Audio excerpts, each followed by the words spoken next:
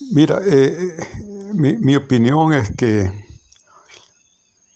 antes de hablar de un diálogo, tienes que crear lo que se llaman las condiciones básicas de confianza para promover un diálogo.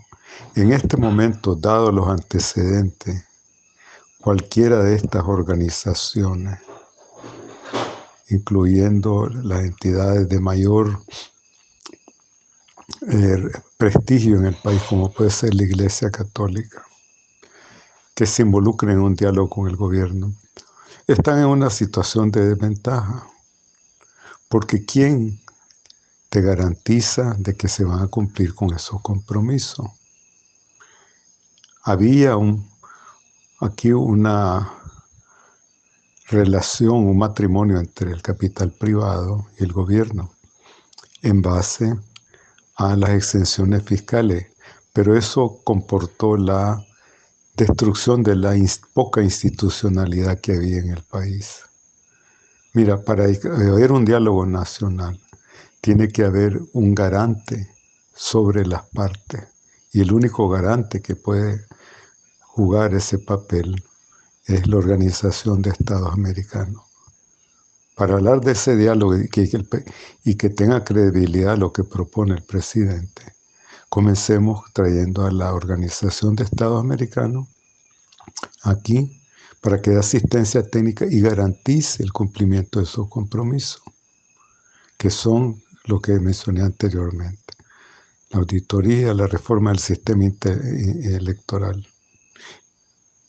Y por otra parte, que el Consejo Electoral se acepten 3 magistrados independientes. 3 magistrados independientes.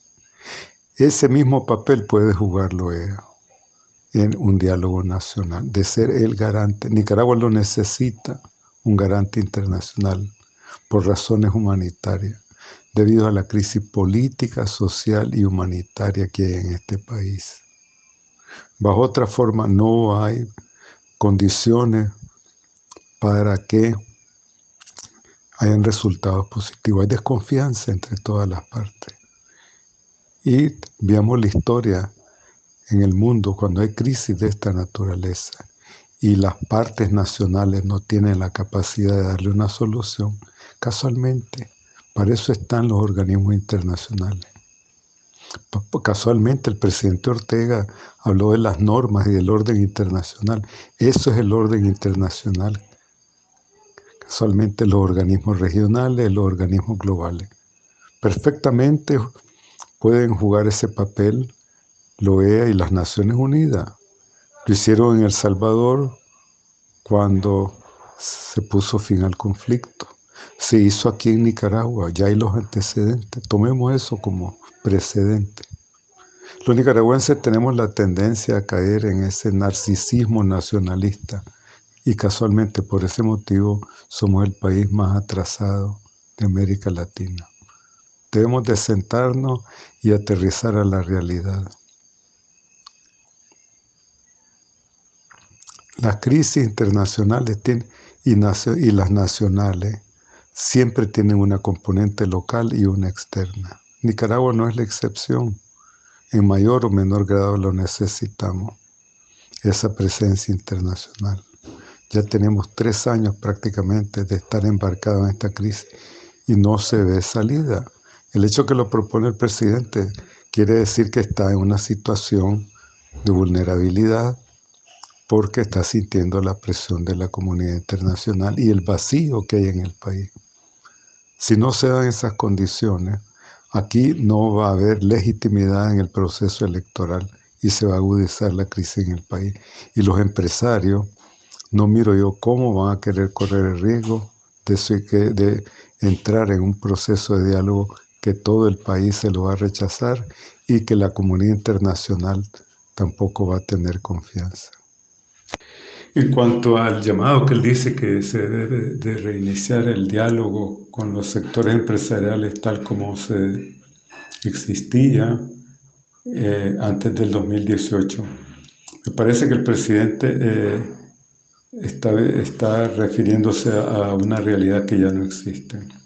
Es decir, pareciera como que no se percatara que política, histórica y socialmente esa realidad ya no existe y que para poder iniciar un diálogo, un consenso nacional, se necesitan condiciones básicas. Esas condiciones son el respeto de las libertades fundamentales, un ejercicio electoral transparente que satisfaga a la opinión pública nicaragüense y a la comunidad internacional, y que el presidente en el discurso que pronunció parecía que daba por descontado una victoria de su partido, su victoria en las elecciones, sin tomar en consideración la posibilidad de que en todo proceso electoral se pueden perder unas elecciones, pero da la impresión como de que era el único partido que va realmente a tener la opción de una victoria.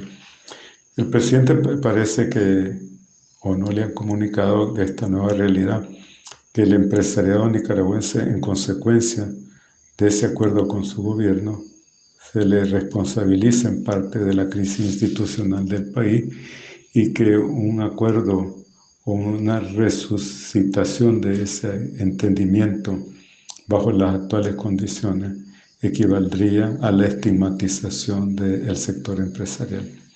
En sí te podemos decir que hubieron grandes generalizaciones en el discurso del presidente. No dio señales específicas para cuándo va a introducirse la vacuna del COVID en Nicaragua. No dio ninguna señal concreta sobre cuándo se van a implementar las reformas basadas en los compromisos que suscribió con la OEA y en el diálogo nacional. Por lo tanto, el país se quedó esperando, hubo mucho darío, poco detalle, y su discurso en gran parte fue una enumeración de los programas que han realizado, pero que no dio detalles por otra parte, y por otra parte, al mismo tiempo, no fue específico en cuanto a señalar los resultados, dar datos concretos que pudiéramos hacer una comparación en dónde estamos hoy y dónde estamos hace 5 años o dónde estamos hace 2 años. Por otro lado, las críticas frente a los sucesos de la democracia, los problemas que han acontecido en los Estados Unidos, ¿verdad? Es pura retórica, porque no es comparable.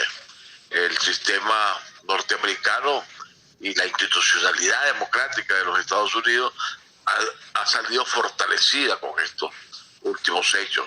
Ha demostrado que incluso tiene la fortaleza para sobreponerse a un presidente que pretenda imponerse en contra de la voluntad popular, lo cual no existe en Nicaragua, que no tiene institucionalidad, que esa institucionalidad fue destruida totalmente por el mismo Ortega.